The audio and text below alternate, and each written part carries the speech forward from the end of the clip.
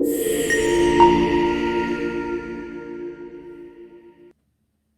दोस्तों नमस्कार।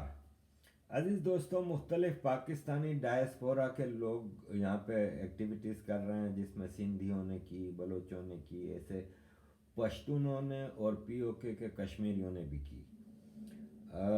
पश्तूनों की तरफ मैं पहले आऊँगा। पीटीएम जर्मनी ने एक बहुत ज़बरदस्त यहाँ पे शो किया। ब्रोकन चेयर जो United Nations human rights council के सामने चौक है, इस पे इनका एक बहुत ज़बरदस्त प्रोटेस्ट हुआ और बड़ा जोश के साथ इन्होंने नारे लगाए, स्पीचेस की। इस प्रोटेस्ट में बेशुमार स्पीचेस हुई और ये है कि मतलब मुख्तलिफ़ ज़बानों में भी स्पीचेस हुई, जैसे इंग्लिश में भी हुई, इटालियन में हुई क्योंकि वहाँ इटाली से कुछ आए थे, जर्मन ज़बान में हुई, पश्तो में हुई और उर्दू में हुई। मुख्तलिफ़ स्पीकर्स ने, अब मैं चाह रहा हूँ कि आपको अगर वीडियोस दिखाऊंगा तो आपको मतलब बोरियत हो जाएगी, लेकिन यह है कि उसमें मंजूर पश्तीन के हवाले से चीज़ें डिस्कस की गई। अली वज़ीर, और जो कि आपको पता है कि इस पाकिस्तान ने जो अफ़गानिस्तान का खेल 1979 से खेल रहा है डॉलर कमाने के लिए, और उसकी आड़ में अपनी टेररिज्म को एक्सपोर्ट करने के लिए, उसका सबसे ज़्यादा नुकसान पश्तूनों को हुआ है। और आज का पश्तून, चाहे वो अफ़गानिस्तान का है कि पाकिस्तान का है, वो इस सारी चीज़ को पहचान चुका है कि पाकिस्तान की आर्मी कितना गंदा खेल खेल रही है। तो उस हवाले से मुख्तलिफ़ स्पीकर्स ने उसमें बहुत सारी बातें बताईं। मतीउल्लाह साहब हैं जो कि कराची में भी रहे हैं और पाकिस्तान के पश्तून हैं। उन्होंने इस सिलसिले में मेरी उनसे बड़ी डिटेल में बातचीत हुई, जिसमें उन्होंने पूरा केस हमें समझाने की कोशिश की और मंजूर पश्तीन का क्या पैगाम है वो हमें बताया। अस्सलाम वालेकुम वरहमतुल्लाहि।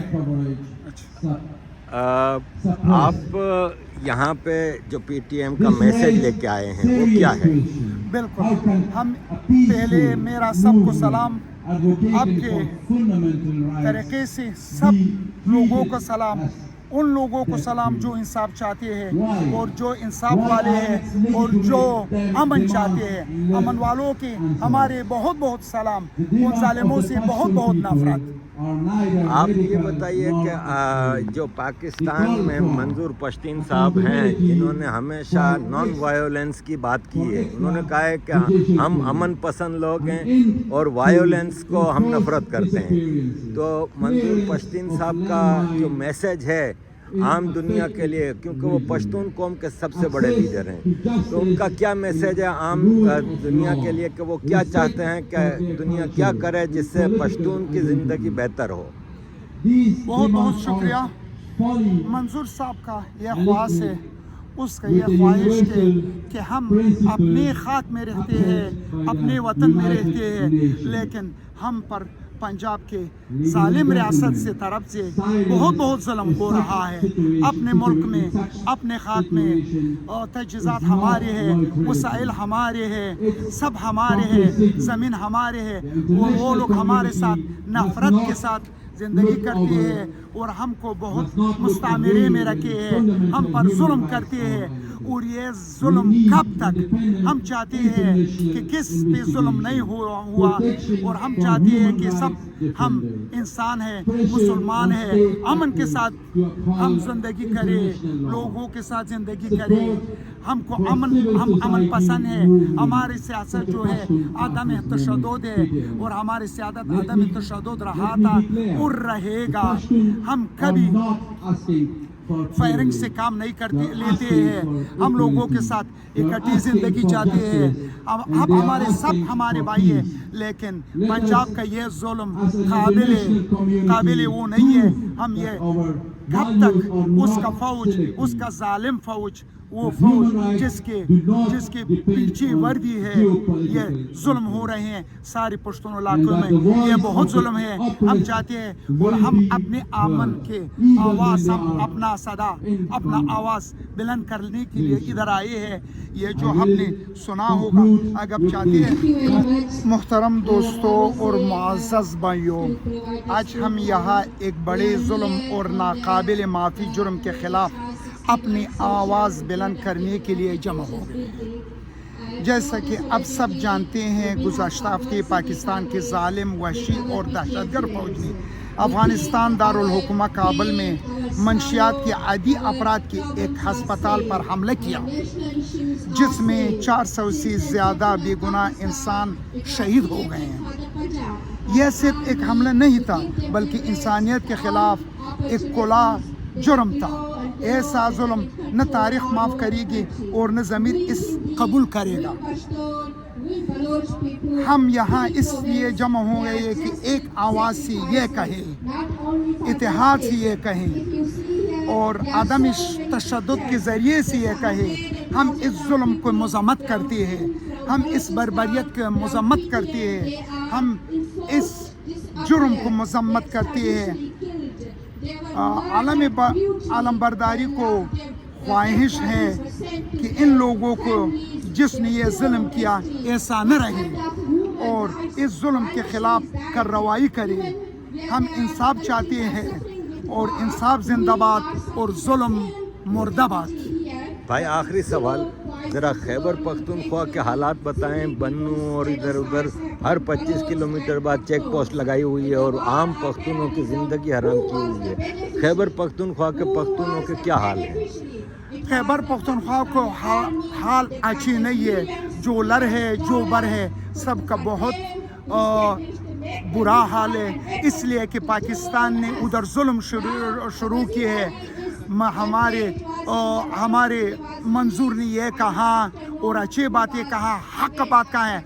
उसने कहा है कि जब पंजाब की जानिब से हर हथियार जो आते हैं, हर राकेट जो आते हैं और हर मोशक और हर तोप जो आते हैं, चाहे वो पेशावर में, चाहे वो तिरा में, चाहे वो वज़ीरिस्तान में, चाहे वो कंदहार में, चाहे वो निगरार में, चाहे वो काबुल में, चाहे वो मज़ार में, यह सारा हथियार पश्तून के सीने पर है। और ये गोली जो है, गोलियाँ, ये पश्तून बहुत सालों से, 50-60 सालों से अपने सीने में काटे हैं। और हम इस जुल्म बचने के लिए कि यह जुल्म हम पे और न हो जाए, इसलिए हमारे मुबारिज़ा जो है आदमी तशद्दुद के ज़रिए से हम करेगा और हम अपना आवाज़ उठाते हैं, अपना आवाज़ बुलंद करते हैं, ताकि सारी दुनिया जो है, दुनिया वाले हमारे और यह पुकार है सारी दुनिया के कि हमारे हक़ में इंसाफ करें। बहुत बहुत शुक्रिया भाई। और हमारे टोटल आपके साथ सपोर्ट है पश्तूनों के साथ, और हम उम्मीद करते हैं कि पाकिस्तान और अफ़गानिस्तान के पश्तून बहुत जल्द कामयाबी हासिल करें इंशाअल्लाह रहमान। बहुत बहुत शुक्रिया आपका सपोर्ट से। अब जो हमारे सपोर्ट करते हैं, इंसानियत को सपोर्ट करते हैं, इंसाफ को सपोर्ट करते हैं, हम अमन वाले हैं और इंशाअल्लाह एक वक्त अमन हमारे हाँ में होगा। Thank you sir, thank you. खुदा हाफ़िज़। अजीज़ दोस्तों, इस प्रोटेस्ट में यह है कि मैं, ज़ाहिर है आपको पता है, काफ़ी सालों से पश्तूनों के साथ भी क्लोजली चीज़ें करता रहा हूँ। इसके अलावा फजलुर रहमान आफरीदी हैं, जो कि मंजूर पश्तीन के बहुत करीब हैं, जिनीवा में ही रहते हैं, डॉक्टर हैं और काफ़ी एक्टिव, मतलब पीटीएम को शुरू में सबसे पहले यहाँ पे यूरोप में और जिनीवा में एक्टिव इन्होंने ही किया था और इन्होंने एक्टिविटीज़ सारी कराई थी। फजलुर रहमान आफरीदी ने एक और कॉन्फ्रेंस की, यहाँ पे एक सेंटर है जॉन नॉक्स सेंटर, उसमें एक कॉन्फ्रेंस की जिसका टॉपिक था कि education is not a privilege, और ये एजुकेशन के हवाले से थी, ख़ास तौर पे विमेन और लड़कियों की एजुकेशन के हवाले से। اور اس سلسلے میں بھی بہت سارے پینلسٹ آئے تھے، کافی یورپین لوگ بھی تھے اس میں، اور مختلف اسپیکرز نے جو طالبان کی جو ویمن ایجوکیشن کے حوالے سے پالیسیز ہیں اس کے خلاف کافی چیزیں بتائیں کہ یہ غلط پالیسی ہے، اور ایجوکیشن سب کا رائٹ ہے، اور کسی کو حق نہیں کہ ایجوکیشن کسی کی روک سکے۔ تو اس سلسلے میں مختلف اسپیکرز نے مختلف زبانوں میں اسپیچز کی، میں نے یہ بھی پوری کانفرنس اٹینڈ کی، اور میں نے دیکھا کہ اس میں کس طرح، تو دیکھیں طالبان کو میں نے کبھی بھی پسند نہیں کیا، کیونکہ وہ ایکسٹریمسٹ اسلامسٹ ہیں، شریعہ کی بات کرتے ہیں، شریعہ ہیومن رائٹس کے بالکل اگینسٹ جاتی ہے۔ اور یہ ہے کہ میں اس وقت طالبان کو صرف ایک پوائنٹ پہ سپورٹ کرتا ہوں کہ وہ اپنے سے بڑے شیطان پاکستان آرمی سے لڑ رہے ہیں، اور پاکستان آرمی کا گندا کھیل ہی تھا جس کی وجہ سے طالبان واپس افغانستان میں آئی۔ میں ناردرن الائنس اور ان کے خلاف اسی لیے تھا کہ پہلے میں ان کو پسند کرتا تھا، لیکن جب ان کو پتہ ہے کہ 20 سال تک اشرف غنی اور حامد کرزائی اور ناردرن الائنس کی جب سرکار تھی تو اس کو کس نے کمزور کیا؟